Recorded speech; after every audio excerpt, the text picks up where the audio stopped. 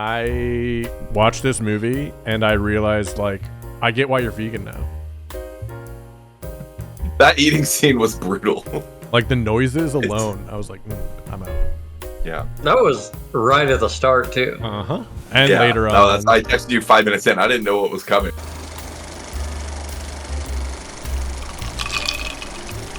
Hey, everybody. Welcome back to another episode of Rum and Cinema. What's this for this year? I put out 2 last week because I forgot to push submit on our podcast.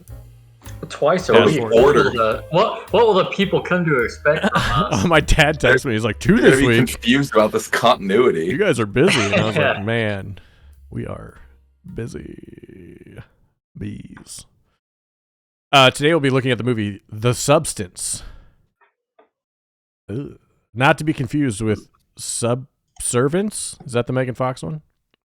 I see that popping up now. And I think people are trying to look for The Substance, but they're finding this one instead.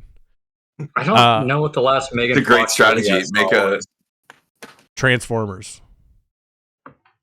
I think it might have been. She was in New Girl, the show. Yeah. She was really good. Jennifer's Body, I heard, is pretty good.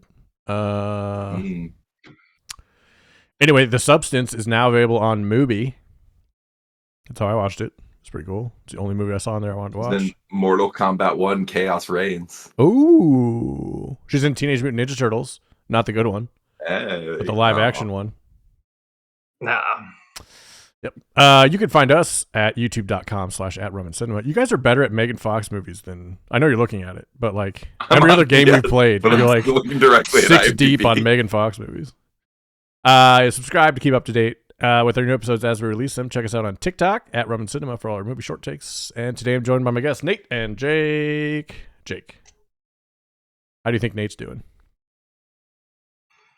Ooh, I think he's doing good because I think he relatively likes this movie. Okay.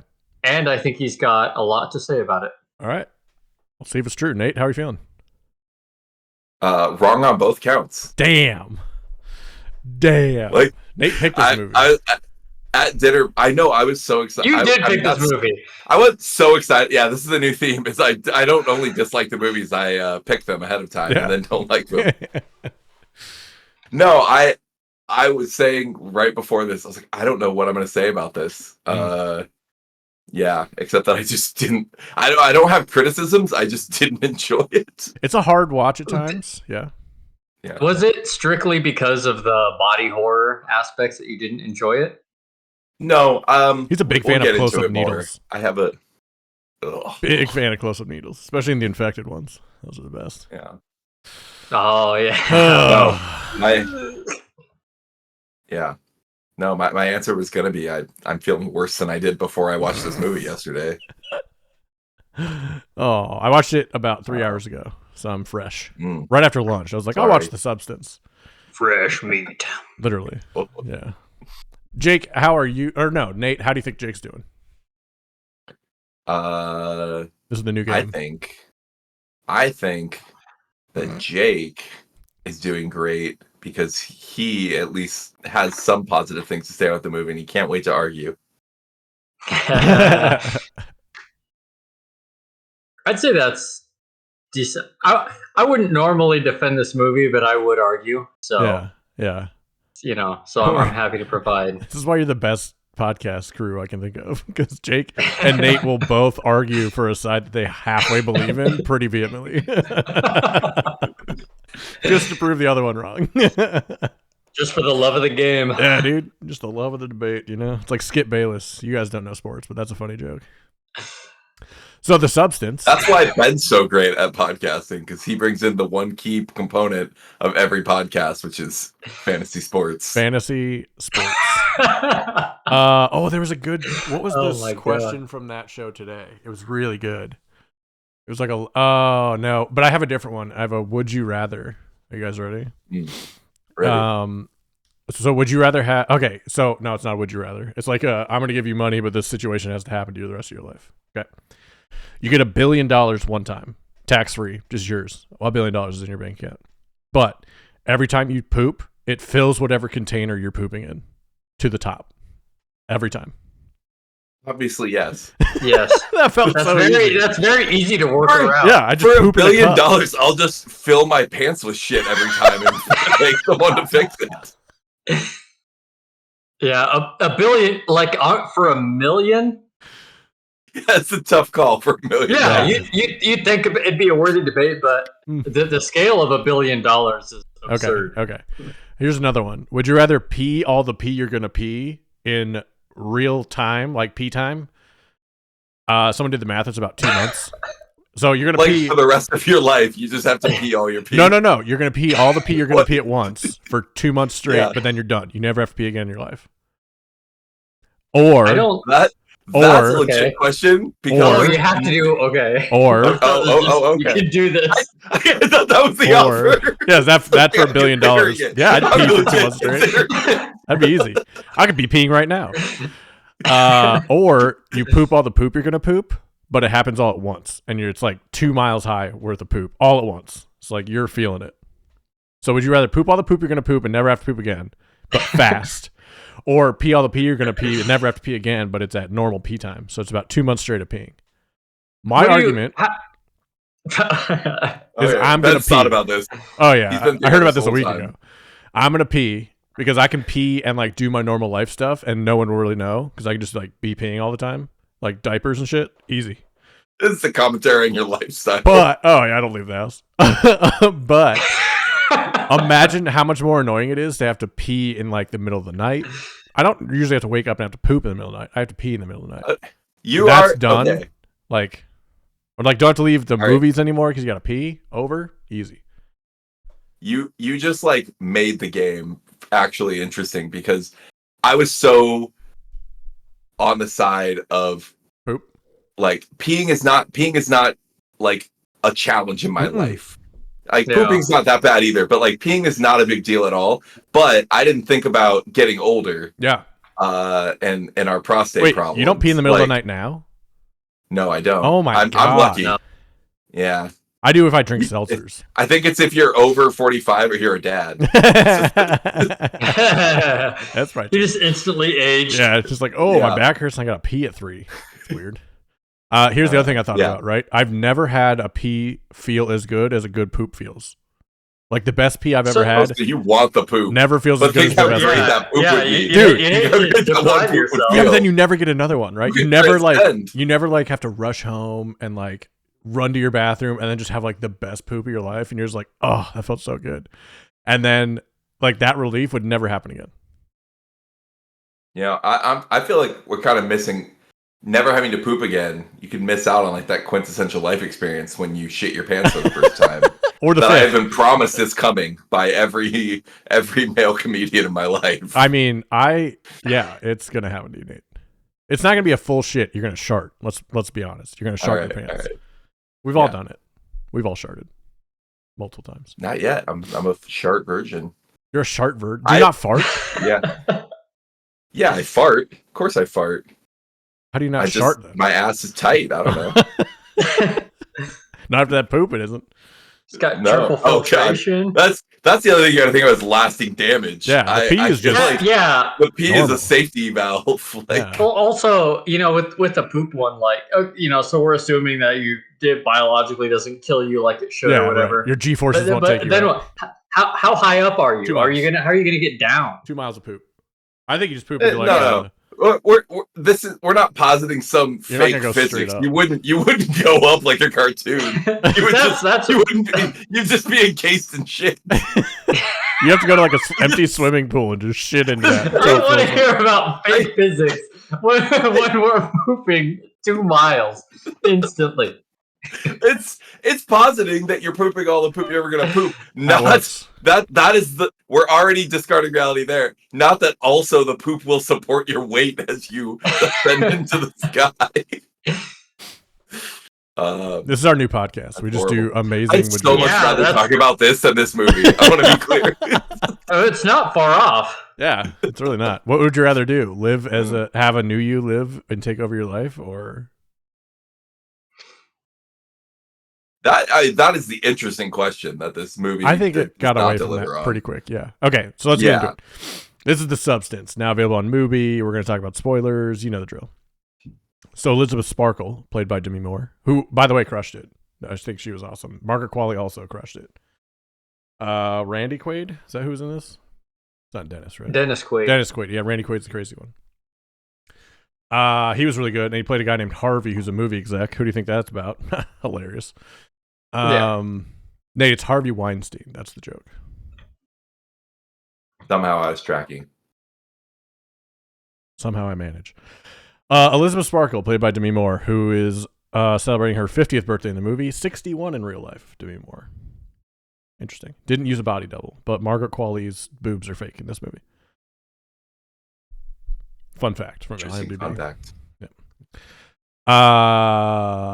Elizabeth Sparkle, played by Demi Moore, on her 50th birthday, faded Hollywood star Elizabeth Sparkle is fired from her aerobics TV show by producer Harvey due to her age. Distraught, she crashes her car while distracted by a billboard of herself being dismantled. I thought the visual allegories in this movie were really well done. Pretty on the nose, but really well done. Like they were tearing her face off, and yeah, I agree. I like the messaging in this movie, but it's like heavy-handed to the point where it's almost like, because a lot of things in this movie are exaggerated to the point of like caricature, right? Yeah, like I'd say everything. Yeah, like even Dennis Quaid is Harvey, and then like he's not just like the quintessential, lecherous old man executive, but he's like almost cartoonishly so. Yeah. And then the board members that follow him around, and so everything in this movie is it's almost like a cartoon level of on the nose, I would say, and exaggerated. All the men in this movie are either they're all over the top or they're silent, which I think is to make a point of like the men in the industry or in the world as a whole are either the worst towards women in the industry, or maybe women in general. I don't know what the writer's going for with that necessarily, or they're silent. And I think that was a nice little nod to that fact. Like, it can feel like that, I'm sure. Like, it's hard for us as like three dudes talking about this movie in our like 30s to be talking about the strong disclaimer. Yeah, talking about like a 50-year-old woman in Hollywood and how she must feel. Like, I have no idea, but I'm sure it's not great.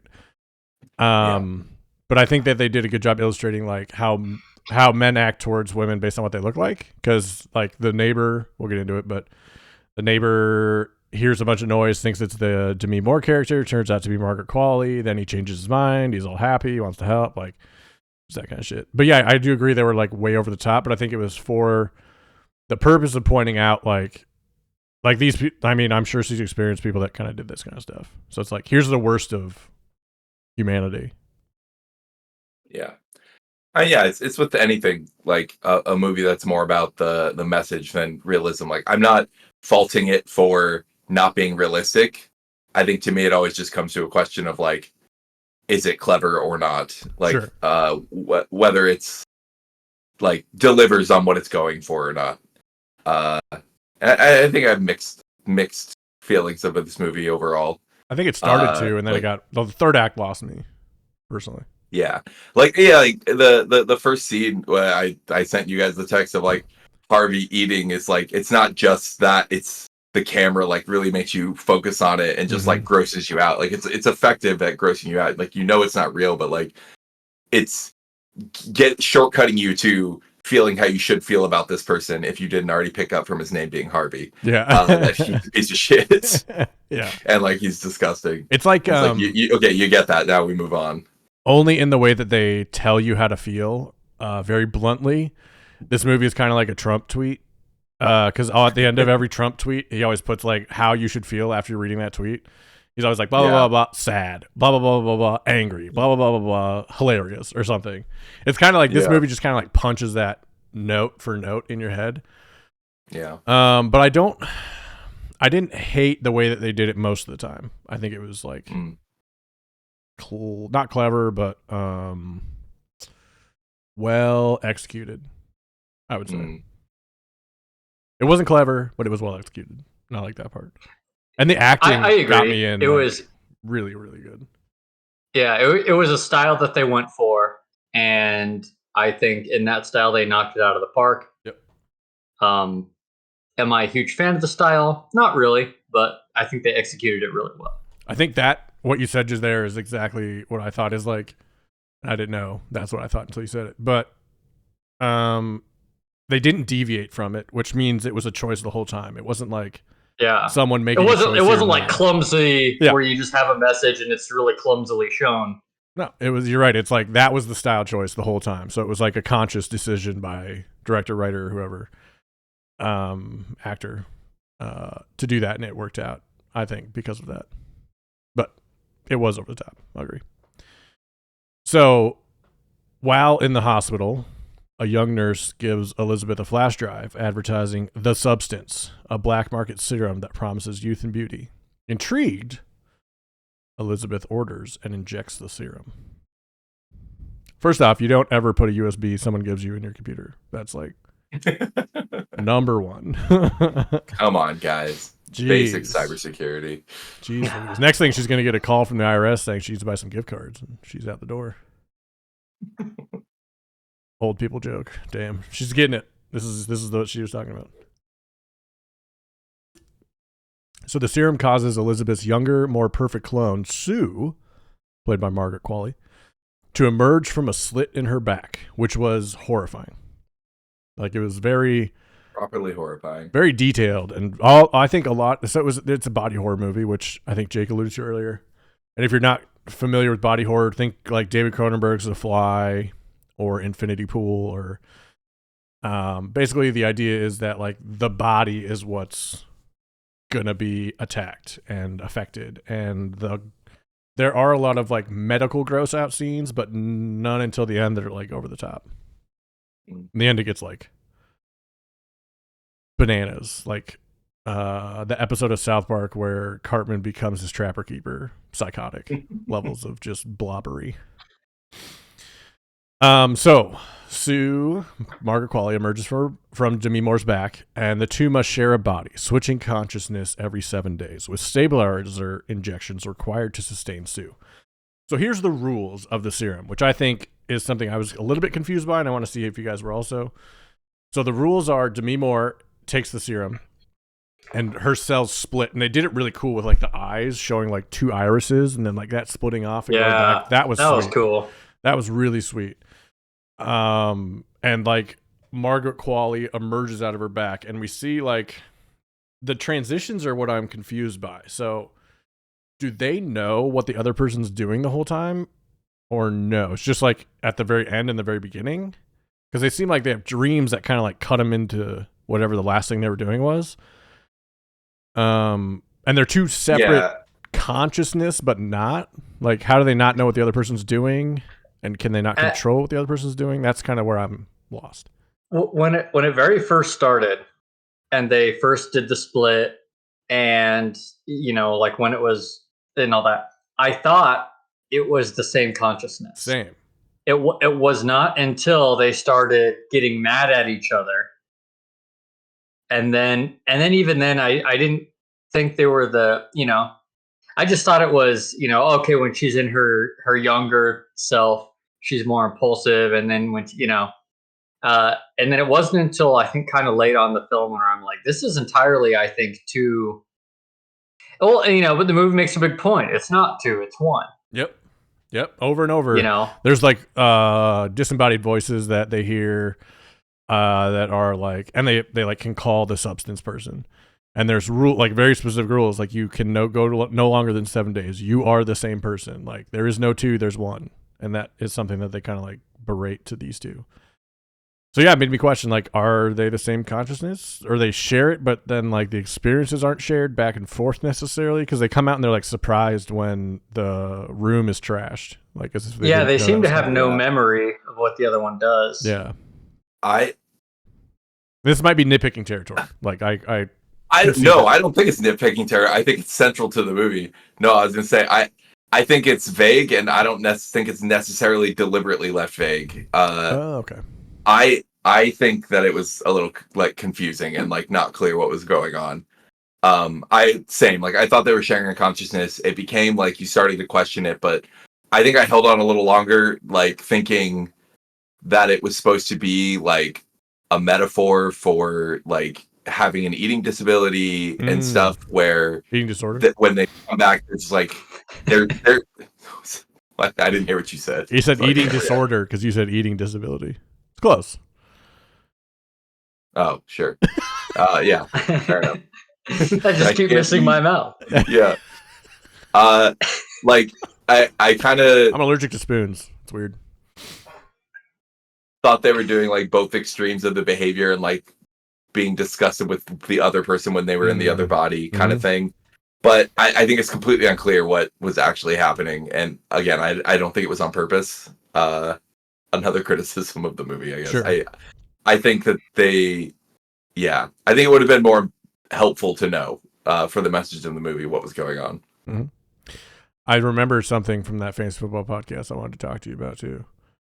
Do you think there's ever been a time where everyone on Earth has been awake at the same time? No. Right. No.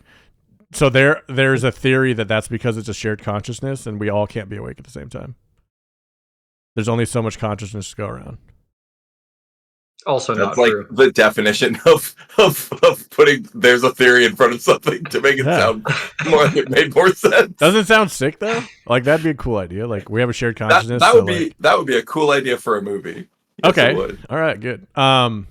Shit, I had another one. Maybe. The last guy awake on Earth.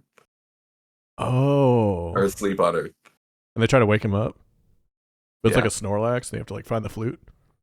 They're like, if we Damn, can get everyone to wake up, then we can break free from the consciousness and be Or even more individualistic. Is that why you have like brain fog when you wake up because too many people are awake, and then as they go to sleep, you wake up?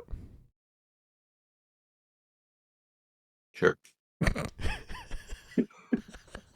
You throw me when you say it. When you say it as if when you say it like it's like we're actually talking about it in real life. I like that's how I discuss things. Listen, Nate, I didn't get this far in life by not confidently stating things I had no idea what I was talking about. All right, this is how you get to the top in corporate America. Fair enough. So Sue and Elizabeth. So Sue becomes a sensation. So Elizabeth is sparked by this ad in a newspaper. Also, something I didn't realize is like, what time period are they in? Feels like the 80s, but then there's like cell phones, so maybe not. But like, I don't know. Well, I was going to bring that up because I felt like it was contemporary, but it seems weird that the big show is a workout show. Yeah, that is weird. And they're clearly like dressed like 80s or 90s. I don't know my women's workout fashion eras, but Asian, like older fashioned. Yeah. I think they're just trying to like get the idea of like selling your body over. Yeah. In like the most. I I think that was something that was a choice that hey, we just need something where we're just showcasing a woman's body where we will like we have reasons to zoom in on her frame by frame as she bends over, Yeah, that was weird.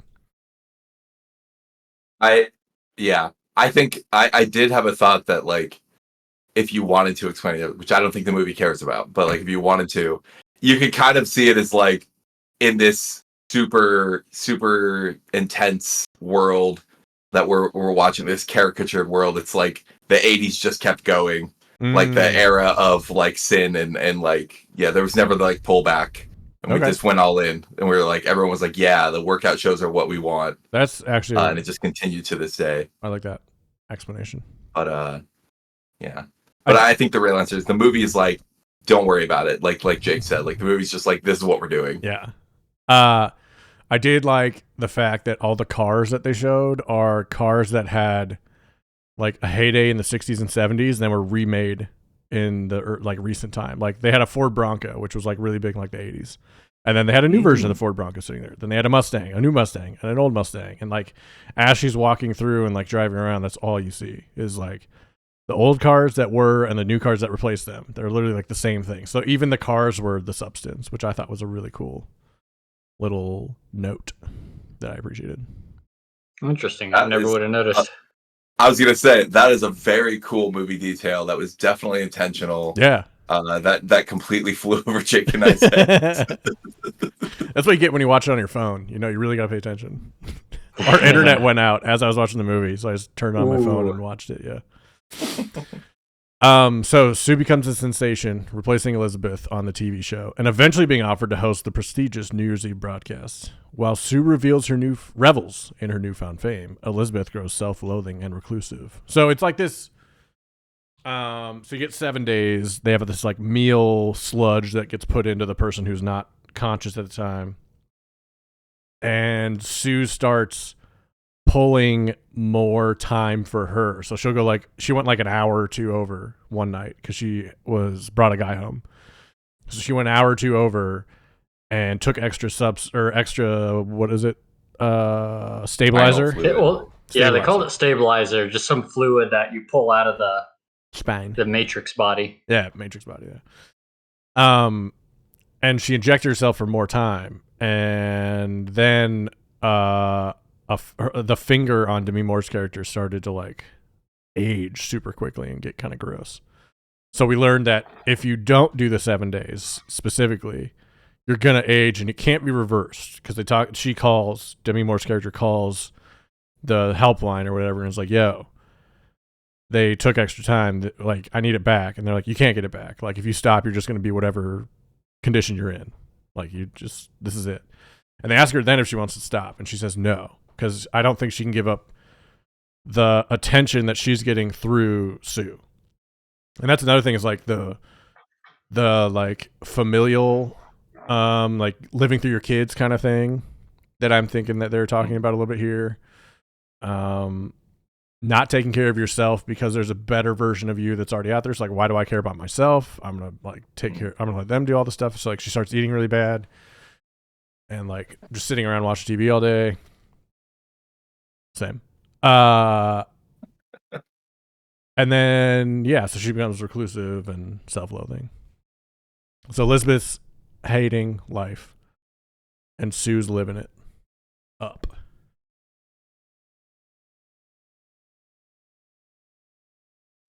Sue begins to delay the switching process by stockpiling stabilizer fluid, causing Elizabeth to age prematurely. This leads to escalating resentment and animosity between them. So they really hate each other by now.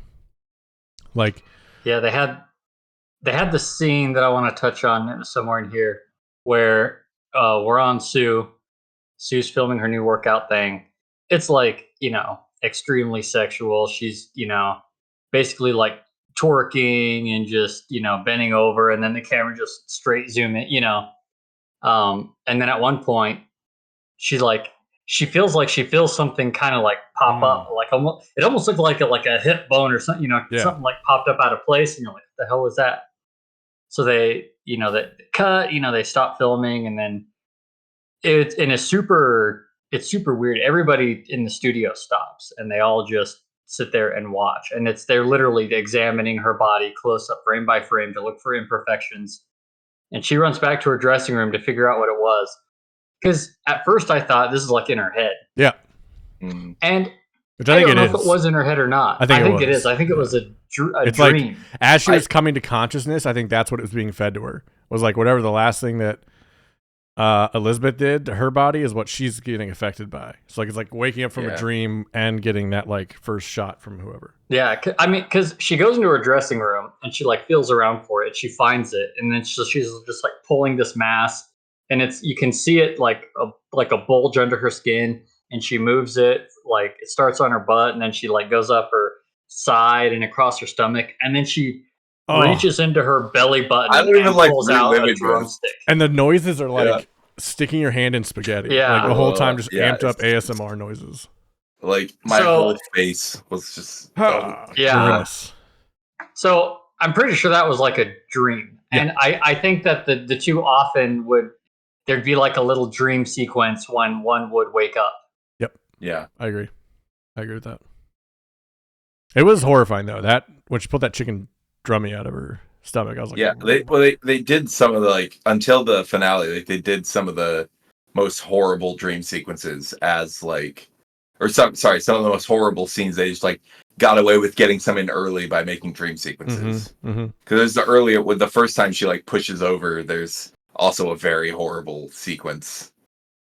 Where the guy she's hooking up with unzips her bodysuit and her organs like spill out the back. That was right. Yeah. And Oh yeah, I was just like, yeah, that was the first one, and I was just like, what the hell? Like I mean, I came in knowing nothing and except that it was a body horror, so I was like, okay, here we go. But then she like woke up and I was like, all right.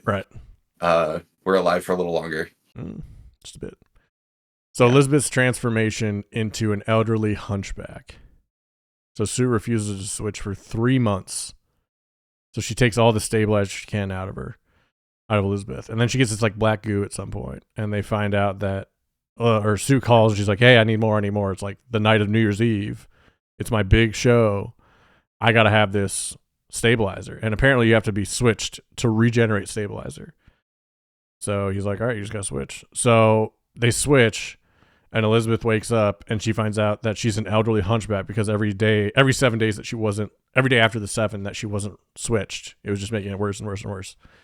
So she's just she's like beyond an elderly like hunchback. Gollum. She's a monster at this point. Yeah. She's already like I'd agree. She's already a monster. I mean, it's like an exaggeration of aging. It's just like aging to the extreme. Mm-hmm. Yeah. When she cracks her leg to go straight, blah, that was even before this, and it was horrible. That was the longest minute of my life. Yeah, that was hard. It wasn't sudden. You're like, I know what she's doing. Yeah, they really let it. Like most of my respect for this movie goes to like they just let you suffer. You know what? Not a lot of dialogue, but it didn't feel slow. Ever, which I do give it. The pacing is really well done. Like it sticks with shots a long time, which can be like for this kind of movie can be very hard and like cringy on you, but that's the point. Like it was really well done in that way. The pacing is long for everything except for extended shots of Margaret's body. Yeah. Yeah, then they go real quick. No, I meant that they hang. Oh yeah. You paused. They were like not in a hurry. Yeah. What was that frame back there? Let's see. So furious and desperate, Elizabeth orders a serum to terminate herself. Well, to terminate Sue, but she hesitates. Longing for the fame Sue embodies, she instead resuscitates Sue, leaving both of them conscious. That was wild. I didn't know that was possible. So yeah, they're both awake now. And then they start fighting. Sue realizing Elizabeth. So Sue wakes up. She's like, "Oh shit, it's you!" And she's kind of like at first not sure what to do. Then she looks over and sees the serum that says "terminate" on it or whatever, or termination. She's like, "Oh, you're trying to take me out." So she kills Elizabeth in like the most brutal way possible, just like smashing her head into the glass over and over and over. It was a great fight scene. It was like really well done. I mean, it was very. I didn't call it a fight.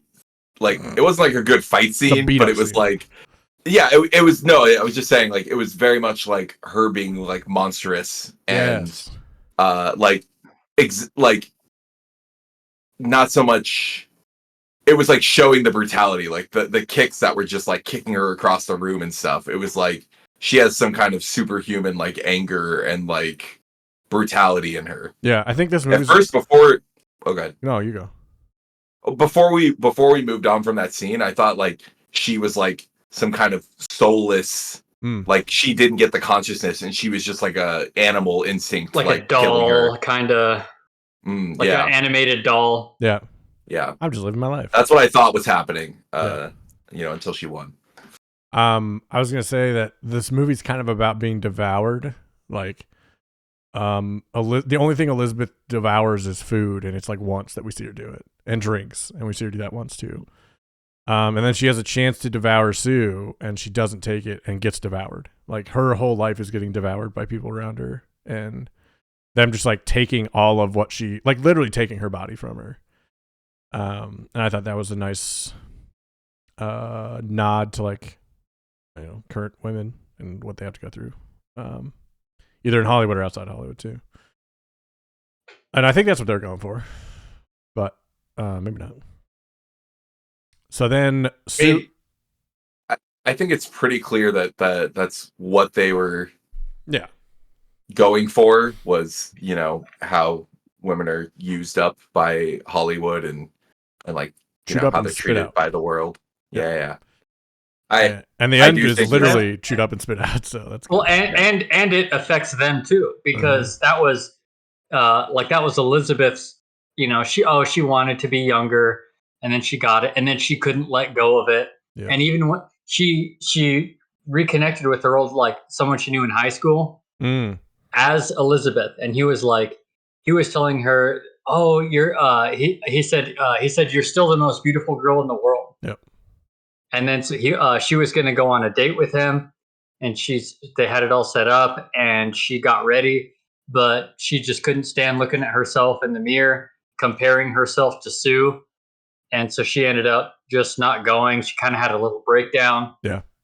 So because it got to her. That's when she started binge eating. Was after that. Yeah. So it got to her too. She had her her trouble with aging, her dysmorphia. It wasn't just external, right? At least by that point, it was internal too. Totally. Sue attempts to create a new body using leftover activator serum. That's what you used to start this whole process, despite warnings. The process results in a grotesque fused mutation, Monstro Eliswasu. Alyssa Sue, yeah, thank you. Combining both Elizabeth and Sue's faces. So what she does as this monster is puts on her dress, like tapes it on over herself and like ties it up. And she's like grotesque is the best way to put it. And then she like tapes a picture of Elizabeth on her face and goes to the ball, and like no one seems to really notice until her tape falls off and she starts singing. And everybody's kind of like, oh, this is fine. This is normal. Yeah, it's that was funny too. At this point it's full on horror film, like literally monsters. I mean, this grotesque thing has random body parts sticking out and births a boob at one point. Yeah. And then everyone's looking at the boob, and I thought that was a funny point too. It's like, like nobody's grossed out by that.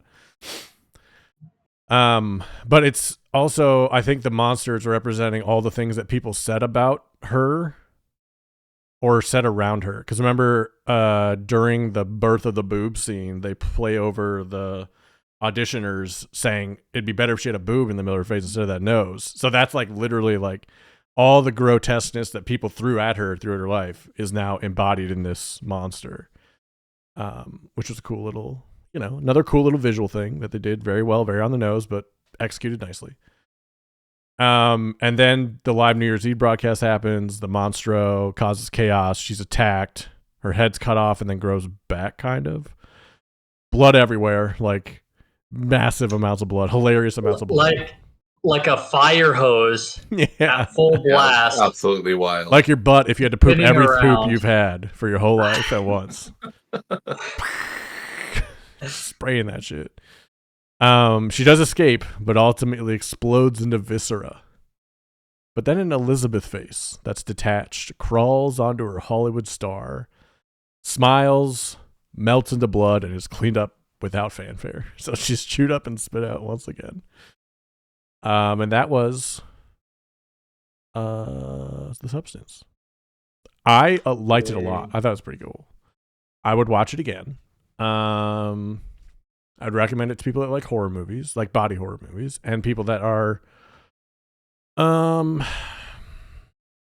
you like edgier indie movies, maybe. That's probably what I'd say. Yeah. It's good. I'd put this in the category of I liked it. I wouldn't rave about it, but I liked it. I would recommend it to people, but again, you have that caveat. A lot of people aren't going to like this because of the weird body shit, you know? So, like if you recommend this movie, know your audience. And, I recommend it if you like body horror. I think this movie would have been better if they ended the movie before Sue used the stabilizer. 100%. 100%. If it would have ended after they fought, I was perfect. She killed her. Yes. I thought that was where the movie should have ended. Absolutely. Just I would say have that, and then have Sue die because she has no way to sustain herself. Yep. And the final shot is just both of them dead on the floor. Agreed. Or something like that. I know it would kind of changed the whole genre of it. Yeah. It's still body horror even without that. I think so. But I literally thought the movie was going to end, and I even kind of like checked on it, and then I'm like, oh, there's a chunk of movie left. How is this going to continue? Same.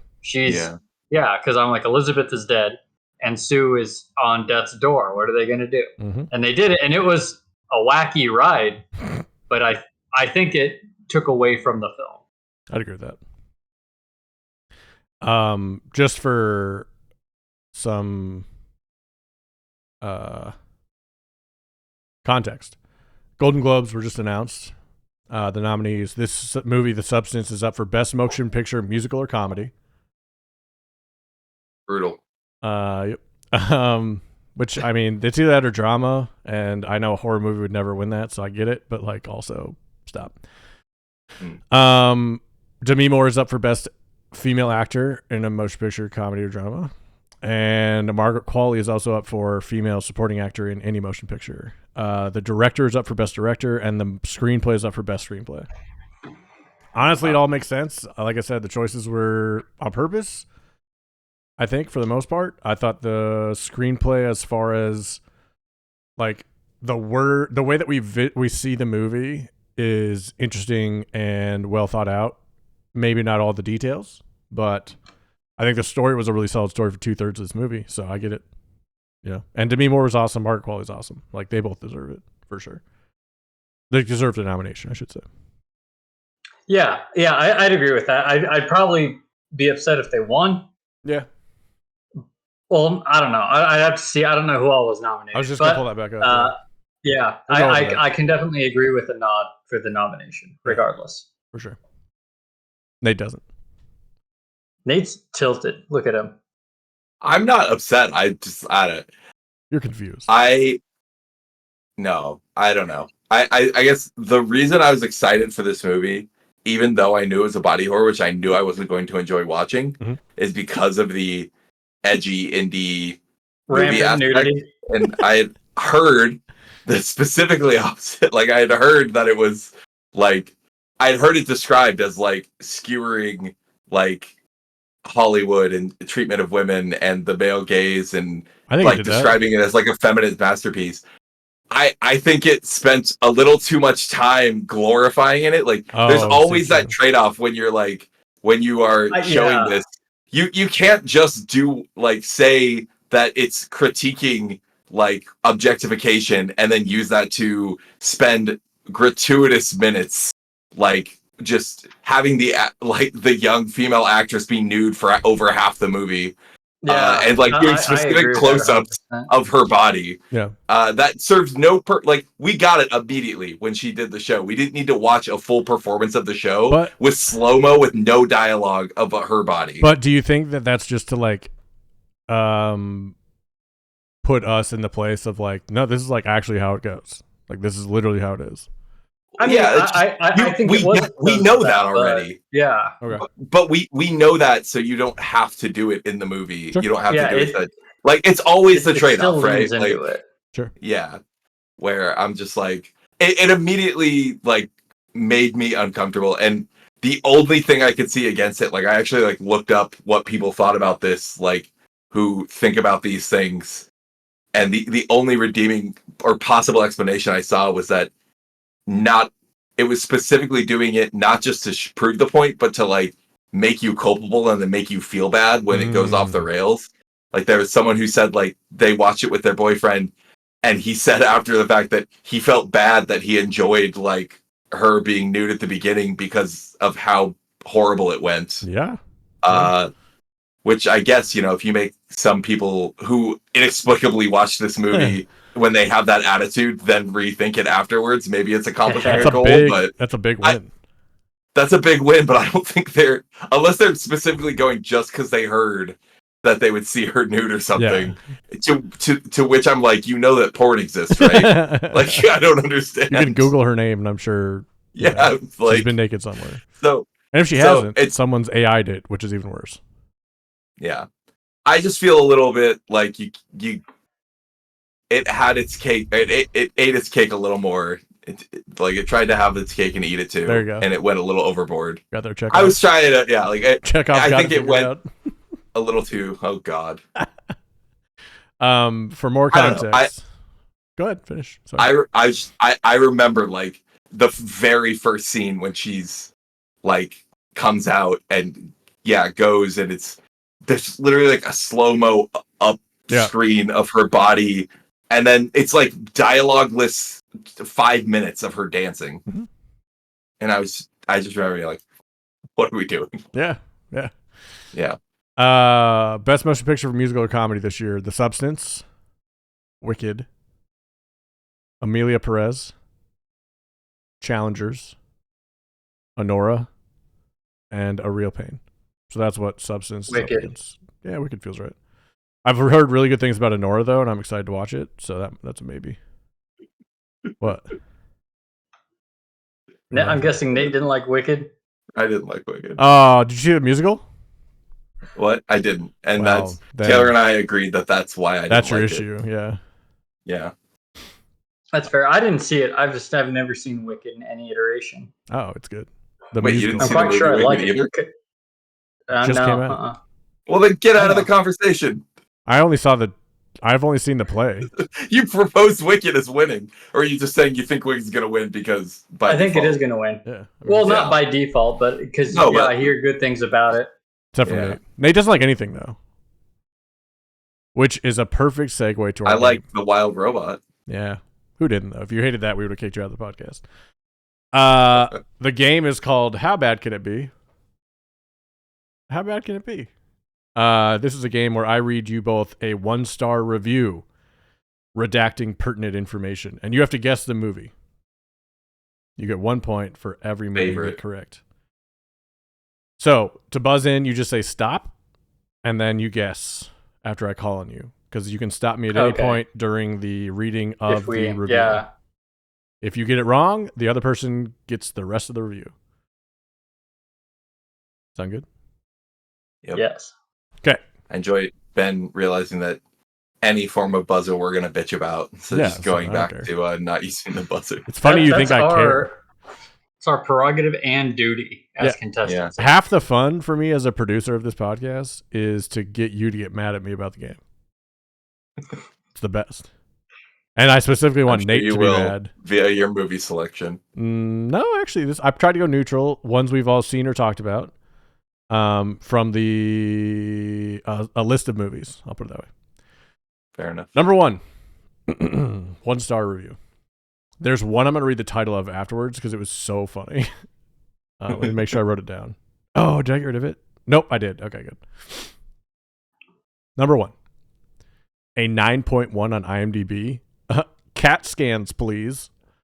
I've never seen a worse depiction of people, I redacted, in my life. More like caricatures and stereotypes of those people. From the turn of the century as smug talking idiots with, I'm gonna bust you upside your fucking head, as the main dialogue. Everyone is depicted as a grease monkey. Stop. Yep. The Godfather? Yeah. Yeah. Let me read you the rest. Marlon Brando is a disgusting fat slob of a boss. His famous line scene is so laughably bad. All the rest of the cast looks like something out of a B movie with tough guy talk and slapping women around to be macho. James Caan is awful. He always tries hamming it up in every movie he's in, as does Al Pacino. The movie itself is a disjointed mess with nothing but boring chatter and hearsay scenes in between shooting people up or beating people up. Sure, the people getting portrayed were bad and terrorized people, but this movie just basically makes it look like a pay us for protection racket type thug movie. Overrated, badly acted, and boring. I give it a big fat 0. It sounds like this person's upset because they're Italian and in the mafia. That's what I thought. Hey, that's not what we look like. Hey, what are you doing here? That's not what we do here. All right, it's 1-0 Nate. Number 2. Usually, I try to be careful with overhyping a film or setting the expectations too high, as film geeks are all guilty of. However, for this movie, it's really not possible. This is possibly one of the only perfect films I have ever seen. Oh, no, wait, I didn't switch this out. This is a 10 out of 10. Sorry. What? It's a 10 out of 10. I forgot. I switched what I was going to do halfway through. When I looked at this, very the confused. rules of this game before, I thought it was going to have perfect here we game go. or perfect scores and 1-star scores. Yeah, no, I found the 1-star score. Never mind. So ignore everything I just said. Okay. All right, it's a different movie this time. So forget what I Not was even saying. going to do it, turn into some awkward, be like, but it's not possible to underhype this movie. There or are a couple something. like that. There's a couple like that. Okay, this is a different movie, but a 1-star review. I said with the negative crowd on this one, with the risk of sounding pompous, I have to say this, colon. So they already said they don't want to sound pompous, then they put a colon and a semicolon in that sentence. To believe that this is a brilliant film suggests a low level of education and an underdeveloped personal philosophy. There, I've said it. To question the realness of reality is a 400-year-old Cartesian idea. Actually, it was explored more interestingly in the old Star Trek. Good.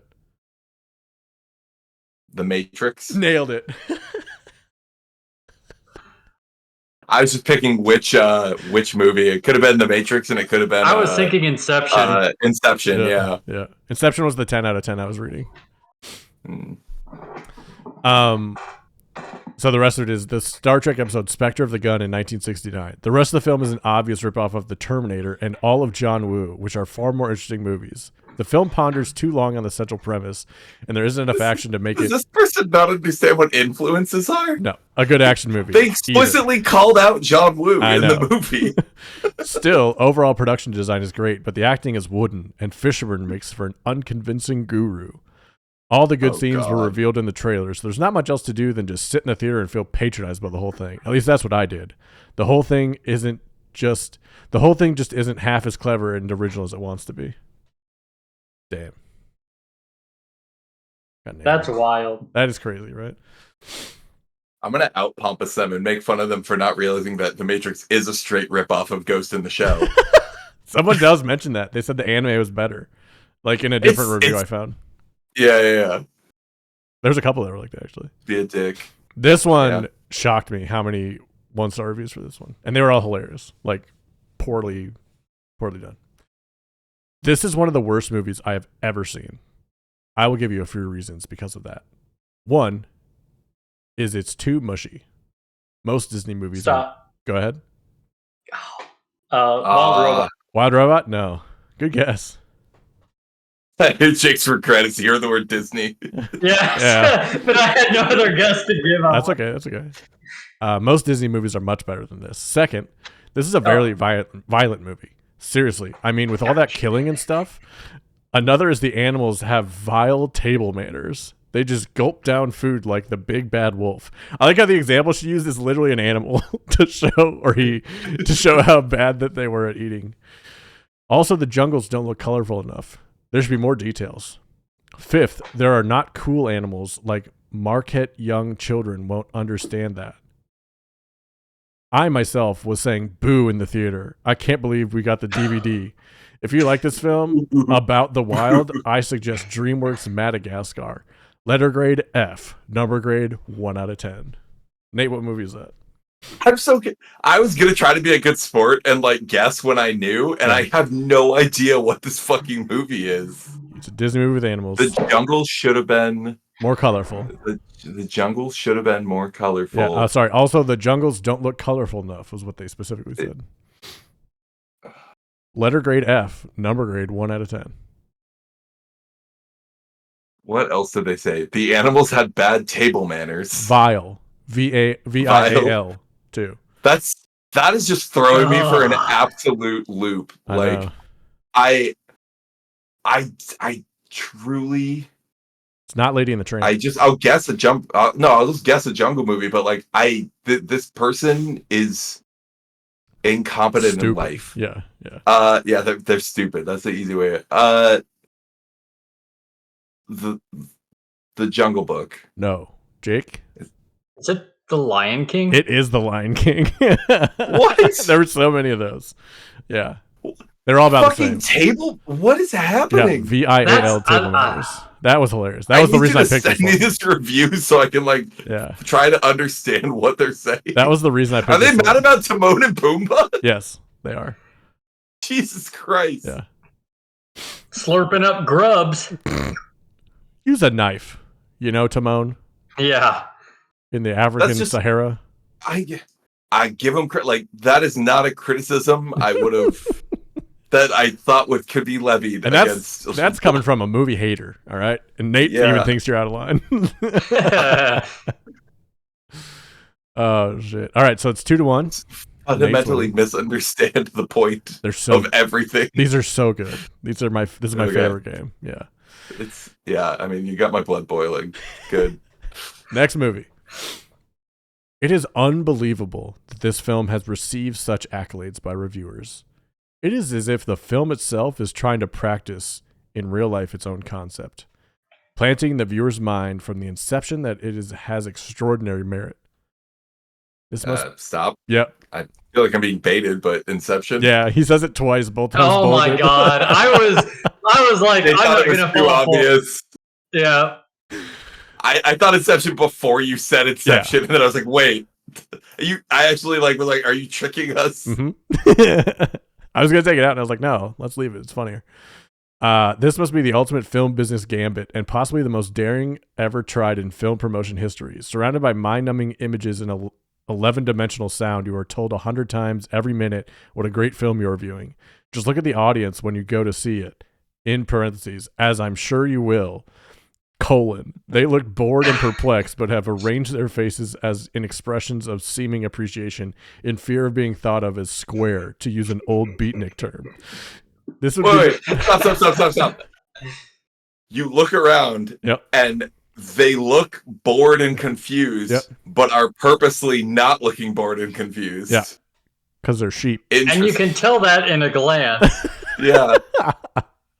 I can All see these deep into their strangers soul. in the theater. Despite your mask looking intrigued, you're actually bored and confused. Don't worry. Just like me. He responds to this. Don't worry. Oh, God. This would be the dullest film I've ever seen, almost anyway. And everyone I spoke to, even strangers, after the showing, said that from its inception, and this one he put in all caps, they could hardly wait for it to finish. Money has scaled new heights of desperation to be made. Shame on all the actors who contributed to this disgraceful exercise in megalomaniacal money-making. It's not your fault. It's not... Yeah, megalomaniacal. Yeah, money-making. That's not a word. Right? I think it might It's not underlined. So it must be a word. Damn. That's crazy. Okay. So yeah, that was Inception. So number 2. Who got that one?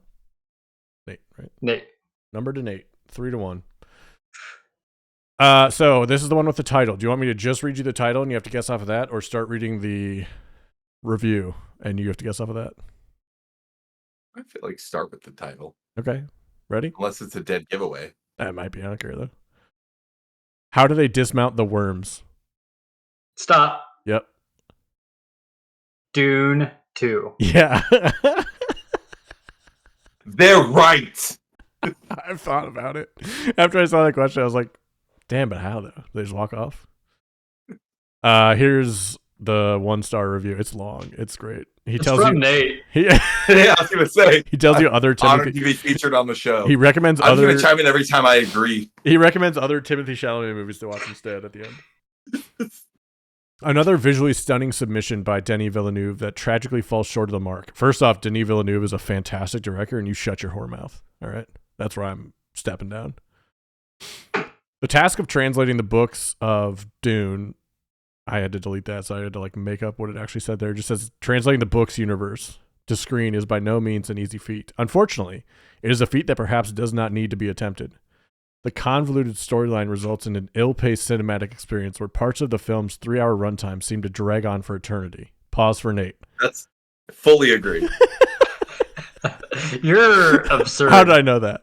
That's exactly what I said when we reviewed Dune 2. Yeah, Nate tweeted that 3 days ago. Taylor and I have had multiple conversations in the car where we're like, we feel like we're going crazy because we're the only 2 people in the world who can see how stupid this fucking movie is. You're like the Inception guy. Yeah. All the strangers I talk to agree. Yeah. Whilst I can't others believe everyone's just pretending to enjoy this. look at them smiling. I believe that they enjoy it. They're just stupid. Whilst others are skimmed and skipped over, the film leaves too many questions unanswered, and despite its considerable runtime, many characters and plot lines are not offered enough time to properly develop and shine. Cue Nate. Yep. The likes of Austin Butler are wasted in this film, with a compelling and interesting character who ultimately has a total of 10 minutes screen time and is swiftly and predictably killed off. Nate? Yep. The likening of the film's epic battle sequence to Lord of the Rings, or indeed any grand cinematic battle sequence of the recent decades, is frankly insulting. Nate? No, stop. I challenge you to say that the battle scenes in Dune 2 are as good as the battle scenes in the Lord of the Rings. I challenge either of you to say it. Who would actually Nobody say would that? say that. No. Well, you stopped as if I was going to be absurd for agreeing with him. No, I didn't. I'm saying... you sound like every Republican who's like, Democrats want to abort kids at 9 months, dude. Like, no one said this is like Lord of the Rings. What the fuck is wrong with him? He's claiming it, and you're like, oh, Nate, you're going to agree with that point? He I says agree with that point. the likening of this film's epic battle sequence, that to me is like as if people were telling people it's like Lord of the Rings, the battle sequence. I'd never heard that. Yeah, nobody said that. No one's ever said that. I agree that no one said that. Okay, good. Okay, then we're fine. I thought you were agreeing with like that's what people were thinking going in. I was like, dear Christ. You know what though? I would compare the duels both at the end of Dune 1 and at the end of Dune 2 to the duels in Star Wars. Yeah, that's fair. I agree. That's fair, honestly. Except for the Phantom Menace. That one's the best of all time. I would say that they have just as good a choreography and zero emotional weight. Because you don't even know the name of the character in the duel at the end of Dune 2. You had his backstory rehashed to you 5 minutes before the duel happened. Austin Butler? And you didn't. Yes. Yeah. Elvis. He was not in the movie. Elvis. Yeah. Prepare to be disappointed by a 5-minute sequence that ends as swiftly as it begins. Countless more deserving films could have been afforded this high praise. No one said that. The film's present critical and audience reception. Oh, no one said what? That it was Lord of the Rings. No, there's Lord of the Rings. No. Oh, okay. Yeah. Everyone's sucking this film's dick. No. The film's present. Now that's pod racing. Critical and audience reception is by far its biggest weakness. Setting expectations that cannot and are not met. The bar needs to be lowered for this film to successfully impress. It's beautiful and features a stacked cast, but is not genre-defying, nor is its script remotely noteworthy. If you are seeking a visual feast of a sci-fi film, the director offers many other impressive submissions. That's fair. Chalamet fans who are craving a film with noteworthy action sequences that feature the actor in a position of leadership and power are better off trying Netflix's The King, not a bad recommendation, or a Hans Zimmer scored cinematography marvel featuring a stacked cast including a young Chalamet. Stick with Nolan's Interstellar. Lower expectations and find the film an adequate cinema experience. Damn. Roasted. When did Dune 2 come out? This year. Second best film of the year. It is Dune up. 2. It is up for best picture. As it should be. I just want to piss Nate off. Okay, what's the score now? Yeah. 4-1. Yeah. KJ? To 2. I got that one. 3-2. Oh, then. yeah. It's 3-2. Okay. 3-2. I don't have to use Jake's superpower yet. His superpower is me wanting him to win. This next one is a 1 out of 10 review that I just about read the name of. One of the best comic book movie villains was ruined. Nate, who writes this thing? Oh. Yep. Oh, no. There's so many things that it could be. You baited me. Yep. I Pavlov's dogged you. Oh, there's so many. Nate. Marvel. Roo.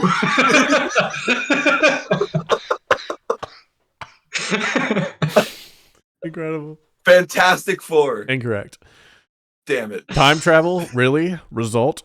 Film full of plot holes. I Unsatisfying should've known that wasn't deaths going of main characters Tony and Natasha. Previously cool, now ruined characters Thor and Hulk. I feel like Thanos today.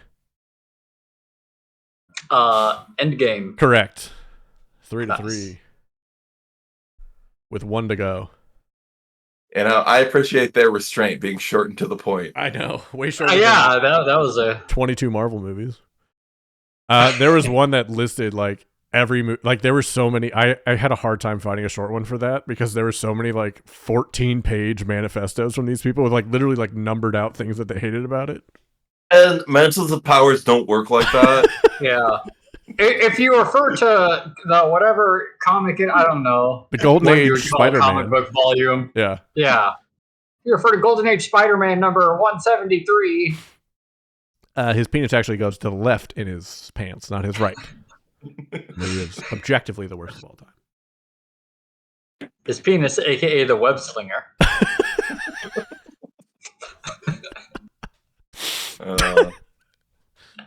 Shooting ropes, Mom. Did you regret that? Yeah. Immediately. Immediately. It's not just a Spidey sense tingling. Oh boy.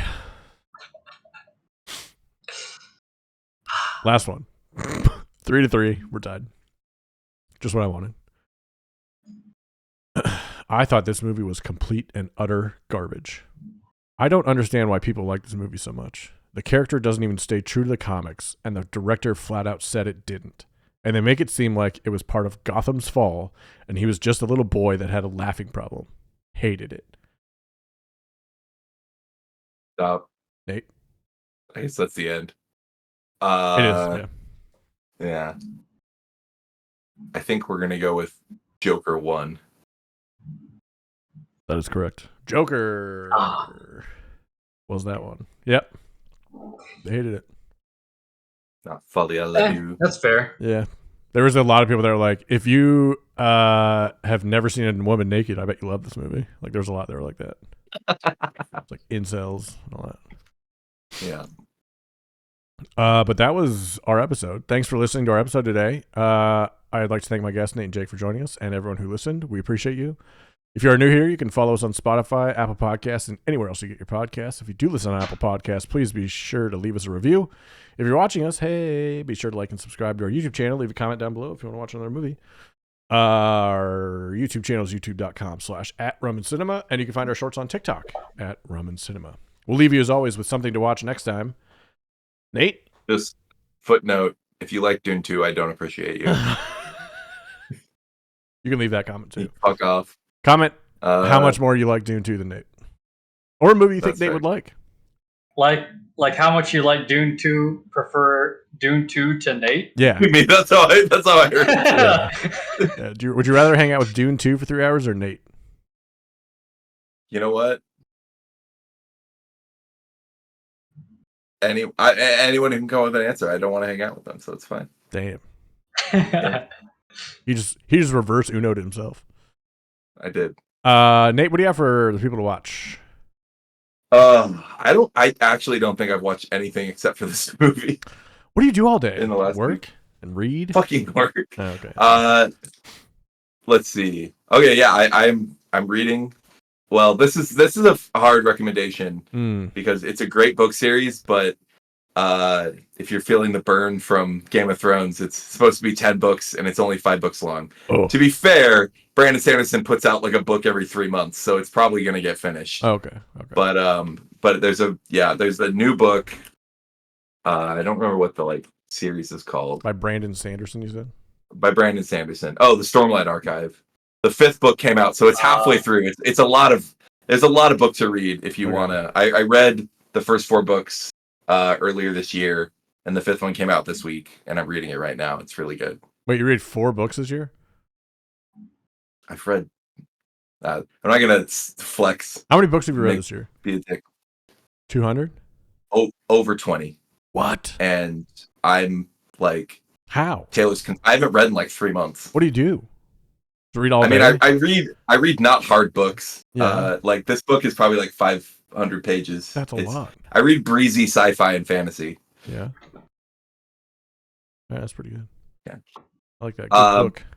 That's good. I actually hope this gets turned into a TV series. So maybe in like 5 years we can recommend a TV series. It'd be really cool. Yeah. Apple TV. I hope Amazon does it. Oh, I was gonna say Apple TV should do it. They're good at sci-fi. Yeah. But not really fantasy. What else? We started watching The Silo. We watched the first episode of Silo season 2. Yeah. Not started. We started Silo season 2. Yeah. Yeah. It's first episode was cool. Yep. It's a good start. Good setup. Still holding up. Yep. Yeah. It's Good call. I actually, as you were talking about that, because I also haven't watched anything. But I finished Silo Book 2. I've talked about it here before. I loved Book 1. I breezed through it nonstop. I started Book 2, and it just didn't hold me. And I took a big long, I couldn't keep reading it. I took a big long break. Anyway, I finally went back, finished it, and have been demolishing Book 3. Oh wow. Nice. So as you were talking about that, it reminded me of Silo. Yeah. And then so I went on to see if I still have Apple TV, and I do. Nice. So, There you go. I'm to binge that. Let's and go. more Ted Lasso. Yeah, in January, I think. Oh, is it? Okay. It's not out yet. No, All right. not yet. Shrinking season 2's out. That was a good show. Jason Nice. Segel and Harrison Ford. My recommendation is a documentary on Netflix that is now accompanied by a TV show. It's called Senna. It's about Ayrton Senna, an F1 driver who was driving in the late 80s, early 90s. And it's amazing. It's sad. It's hard to watch for some time, not because of the substance kind of things, but just in general. And it's really cool. It's really well done. It made me want to watch the TV series now. So I'm a big F1 fan of like the last couple years, like Drive to Survive fan, turned into F1 fan. And everybody, like every racer talks about him as like the best ever. And I finally got to see what he did, and he was incredible. So yeah, Senna documentary on Netflix, pretty good. Worth your time. Have you watched The Penguin, Ben? I've seen the first episode and I thought it was cool. That's exactly what happened to me. And I haven't watched That's exactly what happened to me. I watched the first one. I thought, it's not like I decided I was going to quit. Yeah, I just never got back to it. I never went back to watch episode 2, and that was weeks ago. I forgot all about it until you mentioned it. We just wrote a 1-star review. I thought it was good. Yeah. But I was just like, never the first thing I wanted to watch. No, I literally sat down to watch The Penguin so many times and then watch something else. Oh, look at that. John Benet Ramsey documentary. Oh, look at that. I think that's more scathing than if we just shit on it. I think it's not controversial. It's just forgettable. We all liked it, and then we all literally forgot about it. Yeah. And I'll still say right now, I still intend to watch it. Yeah, I'll watch it. Yeah. And it's not like it was a slow burn that held back either. No, I thought it went pretty quick. They fully revealed their cards in the first episode. Yep. Agreed. Interesting. Maybe we'll check out The Penguin. We'll see. Maybe this is an episode of The Twilight Zone. Oh. I will be watching the what's it called? That new Lord of the Rings anime. Oh yeah. That looks really good. Rhythm. Yeah. Rhythm. The reviews are coming in. The Rhythm of the Ring. Not good. Yeah, the reviews are bad. Oh no. Yeah. Yeah. That's so sad. I saw one place called it soulless. Like, it's bad. So we'll see. Yay. I'd believe it, but it's based off of not even really a short story. It's like a scribbling on a napkin. Some mention in the Silmarillion. It's something that J.R. Tolkien burped one time. I think it's like literally a couple pages worth of material. It's the White Claw, or no, it's the LaCroix of Lord of the Rings movies. It's like, yeah, there's a hint of it in there, but you have a hard time finding it. I think that they've hired a fleet of interns at Amazon, right? This one I don't know. No. No, it's this is not Amazon. Yeah. It's like because they only bought the rights to like TV probably Silmarillion or something. Yeah. They have the right to anything mentioned in the Lord of the Rings books, which is some things in the appendices, and the Silmarillion splits Middle Earth history into the First Age, the Second Age, and the Third Age. Okay. They have rights to the Second Age. So they can't talk about that screams soulless. This is the nerdiest shit I've ever heard. Like, could you imagine being a lawyer in that room? Like, who's the Lord of the Rings lawyer? That's what I mean. That's sick. Yeah. Like, I love it though. This is like the origin of magical storytelling and like our modern era. They're just like, I'll give you the second age. Warner Brothers Discovery / HBO are the ones that released it. So it'll be on HBO at some point, I'm sure. But Warner Brothers dropped it in theaters. I don't think, because it releases on Friday. Mm-hmm. I don't think I'll have time to see it on Friday. And I'd really like to see it as soon as possible, but I don't know that I'll be able to make it the weekend either, because I should be grading finals as soon as possible and getting people's final grades in. Nah, they're fine. Hey, like and subscribe if you want Nate to grade your final. I'm just kidding. Wait, our demo's too high. Jake, or am I stepping in? No, we're gonna have you grade Dune 2 reviews. Ooh, Nate, let's do it. I'll happily. That's how I like to spend my time. F. Dune 2 Endgame. Thanks everybody for listening. We appreciate you. Enjoy your rum. Enjoy your cinema. We'll see you next time.